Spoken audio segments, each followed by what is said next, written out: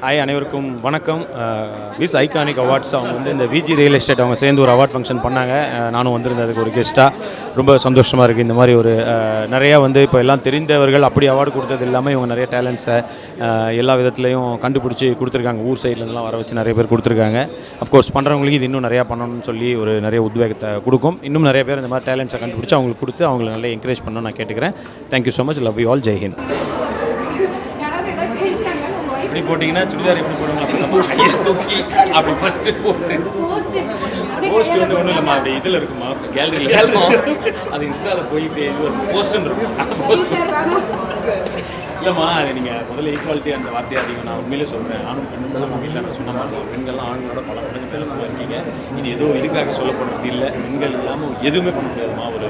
ஒரு காலையில் எந்திரிச்சிருந்து ஒரு ஆணுக்கு கண்டிப்பாக பெண் துணை கண்டிப்பாக தேவைப்படுதுமா எல்லா விஷயத்துலையும். அதனால் பெண்கள் வந்து தெய்வத்துக்கு சமம். அதில் எந்த இதுவும் இல்லை. அன்றைக்கி சுடிதார் போட்டது அப்படி தான் சுத்தமாக ஜாலியாக அப்படியே ரொம்ப இதுவாக இருந்தா. நீங்கள் விளையாட போய் சீக்கிரம் வந்துட்டா ஒரு மாதிரி டல்லாக இருந்தா. சரி அதுக்காக அப்படியே இது பண்ண ஆரம்பித்தோம். ஸோ அவருக்கு என்ன தோணுதுன்னா நமக்கு இருக்கிற பிரச்சனைக்கு இது இன்னும் கொடூரமான பிரச்சனையாகுது இவன் சுடிதாரில் பார்க்குறது. அதனால் நம்ம தூங்கிடலாம்னு சொல்லிட்டு அவன் தூங்கிட்டா.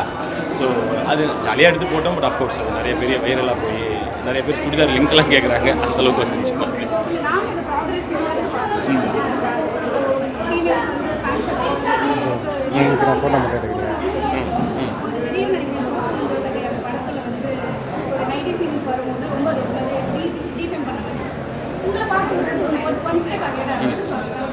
அதுதான். ஸோ அதான் நம்ம அது ஈக்குவல்லாம் தாண்டி வந்தோமா பெண்கள் இல்லாமல் எதுவுமே இல்லைம்மா. அதனால் வந்து அது உடையாக இருக்கட்டும் அதெல்லாம் அடுத்தது.